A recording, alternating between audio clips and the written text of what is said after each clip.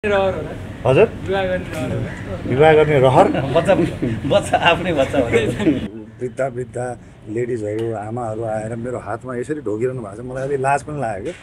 त्यो हाम्रो त सिनियरलाई ढोग्ने चलन छ नि त, त्यही भएर अब के भन्ने स्पेसलिस्ट छु म होइन। नेपाली फिल्मलाई जब उहाँले सपोर्ट गर्न सक्नुहुन्न, विकासको बाटोमा अगाडि दौडाउन सक्नुहुन्न भने त्यो कुर्सीमा बस्ने उहाँलाई अधिकार छैन। त्यति इमिडिएटली उहाँले राजीनामा दिएकै सही हो जस्तो लाग्छ मलाई। देश जोगाउनुहोस् भन्नु भएको छ क्या। अब दर्शकहरूले यति ठुलो अभिभावक ल्याउनु भयो कि तपाईँलाई फिल्म इन्डस्ट्री त जोगाउनु पर्ने नै थियो, यहाँ देश जोगाउनुहोस् भन्नुभएको दर्शकहरूले। त्यो अभिभावकलाई कसरी हेर्नुहुन्छ? यो सोसियल ड्रामा रियलिस्टिक फिल्म पनि बनाउँछु अब, किनभने त्यो बनाएर पनि मैले पनि प्रमाणित गर्न पर्यो। बलिदानको आज 5औं दिनमा छौँ र समीरजी हामीसँग यति बेला हुनुहुन्छ। समीरजी, दसैँ कस्तो भयो? दसैँ हिजो त अडियन्सहरूसँगै बित्यो। दसैँ नर्मल भयो, त्यस्तो ग्रान्ड दसैँ त नर्मल भयो। पोहोर जस्तो सेलिब्रेसन गर्न मन लाग्दैन? नै त्यस्तो चाहिँ भएन। नर्मल दसैँ जस्तो तपाईँहरू सबैको भयो त्यस्तै मेरो पनि भयो। अब फिल्म हेरेर विशेष गरी महिलाहरू एकदम धेरै रोएको देखियो है। हजुर, तपाईँको काखमै आएर रोक्नु भएको छ। हजुर हजुर। अनि देश जोगाउनुहोस् भन्नु भएको छ क्या। अब दर्शकहरूले यति ठुलो अभिभावक ल्याउनु भयो कि तपाईँलाई फिल्म इन्डस्ट्री त जोगाउनु पर्ने नै थियो, यहाँ देश जोगाउनुहोस् भन्नुभएको दर्शकहरूले। त्यो अभिभावकलाई कसरी हेर्नुहुन्छ? त्यो उहाँहरू त्यो पात्रसँग कनेक्टेड हुनुभएको छ होइन, र सिनेमाले पनि कति ठुलो इम्प्याक्ट पार्न सक्दो रहेछ सोसाइटीमा भन्ने कुरा देखिएको छ। र उहाँहरूले यति माया गरिरहनु भएको छ। अब मभन्दा भनौँ न वृद्धा वृद्धा लेडिजहरू आमाहरू आएर मेरो हातमा यसरी ढोगिरहनु भएको छ। मलाई अलिक लाज पनि लाग्यो क्या। त्यो हाम्रो त सिनियरलाई ढोग्ने चलन छ नि त, त्यही भएर अब के भन्ने स्पेसलिस्ट छु म। सबैलाई धन्यवाद। अब यो बलिदान तपाईँलाई सिकाएको चिज चाहिँ अब फर्दर डेमा मैले कस्तो फिल्म गर्नुपर्ने रहेछ भन्ने तपाईँको दिमागमा खेलिरहेको छ अहिले 12 गाउँ र बलिदानपछि? यो कस्तो सिनेमा गर्नुपर्छ भने नि सर, सर्वप्रथम त म मेरो बारेमा भन्छु। स्क्रिप्ट सुन्छौँ नि जब हामी, त्यो स्क्रिप्ट सुन्दाखेरि केही न केही टच हुनु पऱ्यो क्या कथामा होइन। कुनै कुनै सिनेमाको केही पक्ष मन पर्ला, कुनैको केही पक्ष मन पर्ला। मलाई यो सिनेमाको मन परेको पक्ष भनेको राष्ट्रियता हो, आमा र छोराको रिलेसन हो। 12 गाउँमा पनि मेरो आमा हुनुहुन्थ्यो, तर मेरो आमा मलाई गर्भमा जन्म दिँदै मरिहाल्नुहुन्छ। आमा र छोराको रिलेसन देख्न पाइएन। यसमा त पुरा सिनेमाभरि आमा छोरा आमा छोरा आमा छोरा, त्यो पात्र आमाको लागि लडिरहन्छ र लास्टमा जे पनि घटना घट्छ त्यसपछि त्यो आमाहरूलाई गाउँछ पनि। तपाईँलाई चाहिँ देश प्रेमले भनिएको फिल्म बढी गर्न मन लाग्छ? होइन, एज एन एक्टर त सबै चिज गर्नुपर्छ, सबै जनर गर्नुपर्छ, तर देश प्रेमले भरिएको सिनेमा गर्न पाउँदा पनि एकदमै लकी महसुस गर्छु। हर सिनेमालाई हामी एउटा कुरा हामीले अफियरमा सन्तोषीसँग कुराकानी गर्दाखेरि सिनेमालाई दर्शक यति धेरै मन पराउनु भएको छ, यति धेरै माया गर्नु भएको छ कि अब दर्शकहरूले यस्तो फिल्म त नेपालमा अझै बन्नुपर्छ भन्नु भएको छ। हजुर। अनि उहाँले के भन्दै हुन्थ्यो भने त्यो सुरुको दिनमा जुन नेगेटिभिटी अलिक बढी भयो, त्यसले चाहिँ फेरि सिनेमालाई हामीले उठाउनलाई फेरि हामी कुदिरहनु पर्दैछ भन्नु भएको छ कि त्यो नेगेटिभिटी चाहिँ किन भन्छ? त्यो नेगेटिभिटी अब त्यसको बारेमा त के भनौँ म होइन। त्यो कहाँबाट आयो, कसरी आयो, सोसियल मिडियाको मैले भने नि, सोसियल मिडियाको स्ट्रङ इम्प्याक्ट हुन्छ। अब त्यो सोसियल मिडियामा कसले के लेखेर गयो थाहा पनि हुँदैन। अब त्यो कसरी पत्ता लगाउने, अब त्यो साइबर ब्युरोबाटै पत्ता लगाउनु पर्ला, मलाई त थाहा भएन है। तर पोजिटिभिटीको बाटोतर्फ अब सिनेमा लागिसक्यो। हामीले मात्र यति सबैजनालाई देखाउन चाहन्थे कि सिनेमालाई अडियन्सले मन पराइरहनु भएको छ। हुनु होला कुनै पक्षका मान्छेहरू हुनु होला जसले केही चिज मा कमेन्ट गरिरहनु भएको होला, यो मन परेन त्यो मन परेन। हामीले सिनेमा कसलाई बनाएको त अडियन्सलाई, अडियन्सको रियाक्सन कस्तो छ बवाल छ, पुग्यो हामीलाई, त्यही सबभन्दा ठुलो कुरा हो। दर्शक नै भगवान हो, दर्शकहरूलाई सिनेमा मन परिरहेको छ। सबैलाई धेरै धेरै धन्यवाद। यता गोविन्द दाइले तपाईँको अगाडि राखेर म क्वेसन सोध्छु। गोविन्द दाइ अलिकति तपाईँ त डिस्ट्रिब्युटर हो, तपाईँको फेसबुक हेऱ्यो नि थाहा हुन्छ बलिदान कति चलिरहेको छ, उहाँले फेसबुक हालिरहनुहुन्छ।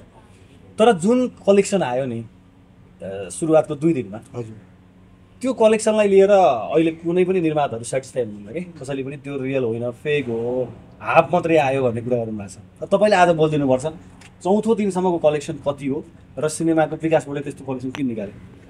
अब यसको लागि विकासबाट जवाबदिही हुनुपर्छ होइन। अब हामीले युजर नेम पासवर्ड माग्दा उहाँहरूले हामीलाई 2-3 दिनपछि दिनुहुन्छ, तर मुभी बिहानको 5:30 बजेदेखि रातिको 11:30 बजेसम्म मुभी हलमा लाग्दैछ, तर उहाँले चाहिँ नि 8 बजे रिपोर्ट आउट गर्नुभएको छ। के को कारणले उहाँले आउट गर्नुभयो होइन, उहाँलाई त विशुद्ध नेपाली फिल्मको विकास गर्नले पठाएको हो नि त त्यो बोर्ड त, तर उहाँलाई नेपाली फिल्म विनाश गर्ने अधिकार छैन के। त्यसैले उहाँले जति चाँडो त कुर्सी छोड्ने उहाँले होइन, नेपाली फिल्मलाई जब उहाँले सपोर्ट गर्न सक्नुहुन्न, विकासको बाटोमा अगाडि दौडाउन सक्नुहुन्न भने त्यो कुर्सीमा बस्ने उहाँलाई अधिकार छैन। त्यहाँदेखि इमिडिएटली उहाँले राजीनामा दिएकै सही हो जस्तो लाग्छ मलाई। अब जुन किसिमले उहाँले दिनुभएको छ हामीलाई त्यो रिपोर्ट एकदमै गलत छ, 50% छ। ल हाम्रो त हामीले जुन किसिमले हामीले एउटा खालको त्यो मोटामोटी यतिसम्म हुन्छ भन्ने एउटा आकलन थियो, तर बिहानको मर्निङ सोहरू धेरै भए, त्यसपछि नाइट सो र जुन इभिनिङ सोमा चाहिँ नि अलिकति कम भयो क्या। के हुन्छ अहिलेको परिस्थिति कारणले गर्दा त्यो राति नाइट सोमा हो सेक्युरिटी हिसाबले गर्दा मान्छेप्रति एउटा त्रास भएको कारणले राति आउनु सकेन। त्यसले गर्दा हामीले गरेको त मिट अलिकति त्यहाँ पुग्न नसके मात्र। तर पहिलो दिन हाम्रो 1,07,00,000 माथि छ होइन। उहाँले के को आधारमा दिनुभयो 57 लाख, त्यसको जवाब चाहिँ उहाँले दिनुपर्छ हामीलाई। हामी डे टु डे 1, 2, 3 दिनको हामी एक हप्ताको प्रत्येक दिनको हामी पत्रकार सम्मेलन गरेर डिसिआर हामी राख्छौँ मिडियाको अगाडि। उहाँले पनि हामीले डे टु डे गरेर उहाँले के भन्छ यो बक्स अफिस रिपोर्ट दिनुपर्छ। यदि त्यो उहाँले यदि गलत साबित हुनु पऱ्यो, यदि उहाँ त्योमा चुक्नु भने उहाँले राजीनामा दिनुपर्छ। अब यहाँ धेरैले एउटा कुरा बुझ्नुपर्ने जरुरी छ क्या, तपाईँले बुझाउनु पऱ्यो कि बक्स अफिस प्रणालीमा सबै हलजडान छ छैन। कति छन् तपाईँको जानकारीमा? अहिले पनि मलाई लाग्छ 1% जति होला मोटामोटी जुन सिङ्गल स्क्रिन सानसाना हलहरू छन्, धेरै हलहरू आएका छैन। त्यो ल्याउनु पऱ्यो नि त उहाँले। मेजर स्टेसन पनि सही डाटा आउँदैन। के को विकास बोर्ड के को त्यो ऊ हो क्या, त्यो बक्स अफिस हो भने कि त्यो के को उहाँले जोड्नु भएको छ त्यो फाल्नुहोस् चाँडै कि जेनरल राख्नुहोस्, होइन भने त्यो फालिदिनुहोस् निकालेर। कामै छैन त्यो झन् के भयो भने म पनि के भन्न चाहेँ त्यसले के गर्यो अलिकति बक्स अफिस कलेक्सन अब पूर्ण रूपमा भएपछि होइन, जस्तो के भन्ने अब एउटा चुनाव हुँदाखेरि भोटको एउटा भोट म्याटर गर्छ नि त। जम्मै भोट आइसकेपछि 100मा 99 मात्रै भयो भने पनि फरक पर्छ कि 100मा 100 भोट आइसकेपछि मात्रै त्यो निकाल्दाखेरि 100 भोट पूर्ण रूपमा प्राप्त भयो भनेर आउँदाखेरि जस्तै हो यो। र त्यही रूपमा आउँदाखेरि राम्रो भन्न चाहन्छु। आगामी दिनमा त्यसको सुधार हुन्छ होला पक्कै पनि। समीरजीलाई के लाग्छ, तपाईँले अहिले जुन अडियन्सको प्रतिक्रिया पाइरहनु भएको छ, बलिदान कति लामो जाला? तपाईँसँग त सुरुको फिल्ममै 51 दिन बनाएको एउटा इतिहास रेकर्ड यो हेर्दाखेरि त लामो जाला जस्तो लागिरहेछ मलाई। अब चाहिँ महिलाहरूले एकदम मन पराइरहनु भएको छ। मतलब एउटा चिज मैले भन्न चाहेँ कि मेरो रेस्पेक्टेड अग्रज कलाकारहरूको फ्यानहरूले पनि मलाई माया गरिरहनु भएको छ। मेरो उमेरको केटाकेटीहरूले पनि माया गरिरहनु भएको छ। सानसाना नानी बाबुले पनि माया गरिरहनु भएको छ क्या। मेरो लागि एज अ कलाकार योभन्दा ठुलो सौभाग्यको कुरा के हुनसक्छ र? एउटा कुरा सुन्न मलाई, मैले एकदम धेरै मेरो क्यामेरामा धेरै कैद छ। तपाईँले एकदम धेरै बच्चा बोकिरहनु भएको छ कि? हजुर। जब पहिलो दिनदेखि आजसम्म तपाईँको काखमा एकदम धेरै बच्चा देखिरहेको छु। तपाईँ यो बच्चालाई यति धेरै प्रेम गर्नुहुन्छ कि बच्चाले तपाईँलाई धेरै प्रेम गरिरहेको छन् कि? यो बच्चाले पनि मलाई प्रेम गर्नुहुन्छ र म पनि बच्चालाई धेरै प्रेम गर्ने मान्छे हो। अब नेचुरल भएपछि उनीहरू सानो बच्चा त कसलाई मन पर्दैन र होइन? तपाईँ हामीलाई सानो बच्चा देख्यो भने यसो गाला छाम्ने उठाउने त मन लागिहाल्छ नि। त्यो नेचुरल कुरा हो, त्यसमा केही ठुलो कुरा छैन। हजुर विवाह गर्ने रहर बच्चा आफ्नै बच्चा त्यो पछि बिहामा तपाईँलाई निम्ता दिउँ। सन्तोषजी आउनुहुन्छ। सन्तोषजीलाई अब मैले अहिले समीरजीलाई जुन सोधेँ नि, त्यो सुरुवातको नेगेटिभिटीले तपाईँहरूलाई अहिले कति गाह्रो पारिरहेको छ? तपाईँले फेरि कुदिरहनु भएको छ नि जुन तरिकाले, त्यसले कति इफेक्ट गरिरहेको छ? त्यसले चाहिँ अलिकति गाह्रो नै बनायो होइन। सुरुकै दिनमा मलाई चाहिँ के लाग्छ भनेपछि अब हामीले अब त्यो लार्जर देन लाइफ फिल्ममा अब सबै कुरा पर्फेक्ट, अब रियलिस्टिक फिल्ममा त कति चुकेका हुन्छन्, कति कमी कमजोरीहरू हुन्छ होइन। हामीले ल केलाउँदै जाउँ, जुनसुकै फिल्ममा धेरै नै कमी कमजोरी हुन्छ। तर यस्तो फिल्मलाई टाइम दिनुपर्छ क्या। दर्शकको प्रतिक्रिया पनि हामीले हेर्नुपर्छ। क्रिटिकल्ली हेऱ्यो भने त जुनसुकै फिल्ममा कमी कमजोरी देखिहाल्छ होइन। अब कसले के भन्छ एकदम के भन्दाखेरि त त्यो इन्टेन्स नै यसलाई नेगेटिभ गरौँ भन्ने खालको चाहिँ नराखौँ, किनभने नेपाली चलचित्रलाई हामीले अगाडि बढाउनु पर्नेछ। यस्तो चाहिँ अलिकति ग्रान्डर फिल्महरू पनि बन्न पर्ने हुन्छ। भोलि त यस्तो फिल्म नचलिरहँदा त कसैलाई पनि होप नहुने भयो क्या। अब एक्सन फिल्म अलिकति लार्जर देन लाइफ फिल्म त बनाउन हुँदो रहेछ, यसमा चाहिँ धेरै चाहिँ यो कमेन्टहरू आउँदो रहेछ भन्ने खालको चाहिँ नहोस् भन्ने चाहिँ म चाहन्छु। त्यही भएर नै हामी धेरै नै एक्सर्साइज गर्न पऱ्यो। अहिले चाहिँ एकदमै लेभलमा आम जनरल अडियन्समा चाहिँ यो यसको छाप परिसकेको छ। मनमा चाहिँ साथ दिइसक्नु भएको छ। दर्शकहरूले चाहिँ 100मा 100 एकाधले अलिकति राजनीतिक पाटोलाई अलिकति त्यो स्क्रिन प्ले अलिकति हल्का यस्तो हुनुपर्छ भने अलिक बौद्धिक वर्गहरूले चाहिँ भन्नुभएको छ।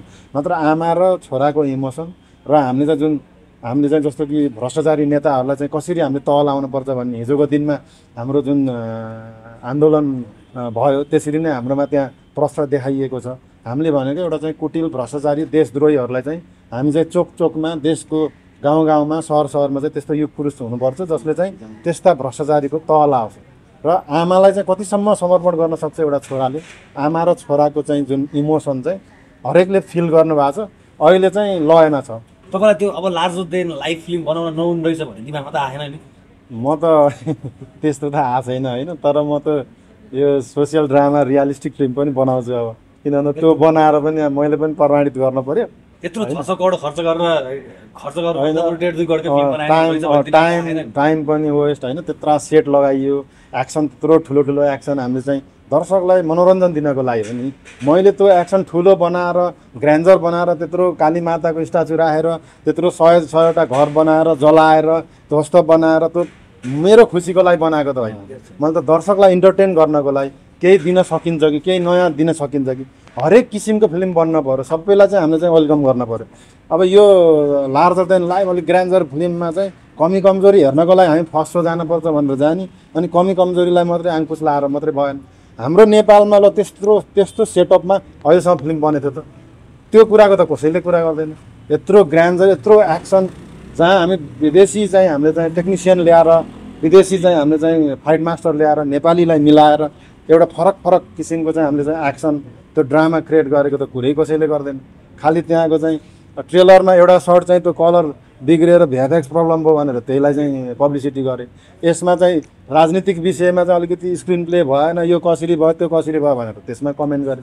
त्यो सानोतिनो कुराहरूमा त्यसलाई हाइलाइट भयो कि, त्यो भएर चाहिँ हामीलाई पिकअप लिन गाह्रो हो। सबै चलचित्रलाई चाहिँ देशमा एउटा इन्डस्ट्रीमा हरेक किसिमको चलचित्र बन्न पर्छ। अब खालि चाहिँ हामीले चाहिँ हाम्रै समाजको हाम्रै गाउँको हाम्रै चाहिँ के अरे खेतको मात्रै फिल्म बनाएर त भएन नि। हामीले पनि हाम्रो माटोलाई सुहाउने तर लार्जर देन लाइफ सिनेमा हलमा हेरेपछि त्यो फिल होस् कि ओहो काश म त्यो दुनियाँमा हुन्थेँ, काश त्यो हिरो जस्तो म हुन्थेँ, काश मैले 100जनालाई ढाल्थेँ, मजा आउन पऱ्यो कि त्यस्तो फिल्म पनि बन्नुपर्छ भन्ने चाहिँ मलाई लाग्छ है। म गलत पनि हुनसक्छु, हाम्रो अडियन्सलाई चाहिँ अब त्यही 2जना चाहिँ अँगालो मारेर बुल्डुङ बुल्टेको मात्रै मनपर्ने हो भने त्यो आफ्नो ठाउँमा छ, त्यस्तै बनाउनु पऱ्यो मैले। तर यस्तो हेर्ने अडियन्स पनि हुनुहुन्छ जसलाई चाहिँ अन्याय भयो कि, जसले चाहिँ रुनु भएछ भने हक गरेर किन यो फिल्मलाई चाहिँ त्यस्तो कमेन्ट गरे। अहिले तपाईँहरूले यहीँ अहिले बाइट पनि मैले देखिरहेको थिएँ, मलाई हक गरेर रुनु भएको छ क्या। यस्तो राम्रो फिल्म रहेछ, यस्तो कनेक्ट गऱ्यो मलाई, यस्तो फिल्मलाई चाहिँ कसरी नराम्रो भने मलाई त 2 घन्टा आँखा मैले चाहिँ यताउता गर्न परेन भन्ने खालको कमेन्टहरू पनि पाएँ।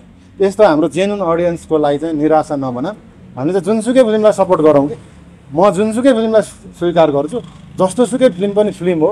मैले पनि हिजो सोसियल ड्रामा बनाएको मेरी मामु भन्ने चाहिँ एउटा चाहिँ समाजको कथालाई चाहिँ उठाएको, मैले अब यहाँ बन्ने जस्तो कि drama political drama comedy drama म पनि के अरे यो सोसियल ड्रामा फिल्म बनाउन सक्छु, जुन चाहिँ दर्शकहरूले यो ठिक छ भन्नुभएको छ नि। त्यस्तो फिल्म त्यस्ता डाइरेक्टरहरूलाई लिएर त मैले फिल्म बनाउन सक्छु नि त, म त एउटा फिल्म मेकर हो। त्यो भएर चाहिँ सबै फिल्मलाई चाहिँ बराबर हो मेरो लागि। अब दर्शकले पनि अहिले चाहिँ एकदमै राम्रो साथ दिनुभएको छ, अब चाहिँ फिल्म चाहिँ अब राम्रो भइरहेको छ। के बक्स अफिस आँकडा भन्छौँ हामी 4 दिनको कि अझै तपाईँको? हामी 1 हप्ताकै भन्छौँ, अब मोटामोटी अघि भनिसकेको छु, हामी 1 हप्ताकै दिन्छौँ है।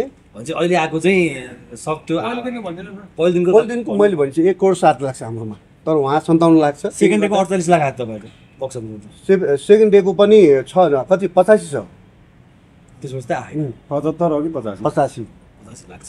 राम्रो छ क्या, एकदमै राम्रो गरिरहेको छ। यस्तो बेला पनि यस्तो क्राइसिसमा पनि यति राम्रो बक्स अफिस हुँदा तर फिल्मलाई त यो त सुनियोजित भयो नि त, फिल्म बिगार्ने सुनियोजित भयो जस्तो लाग्छ क्या हामीलाई। तर गलत उहाँहरूको त्यो डाटाले हामीलाई त असर पऱ्यो नि त, त्यसले गर्दाखेरि यस्तो गलत डेटाहरू नदिनु होला, सही दिनु होला। किन राम्रो ठाउँमा बस्नु भएको छ, सही ठाउँमा बस्नु भएको छ, नेपाली फिल्मको लागि विकासको लागि बस्नु भएको छ। नेपाली फिल्मलाई प्रमोट गर्नुहोस्, विकास गर्ने बाटोमा दौड्नुहोस्, जे छ सही डेटा दिनुहोस्।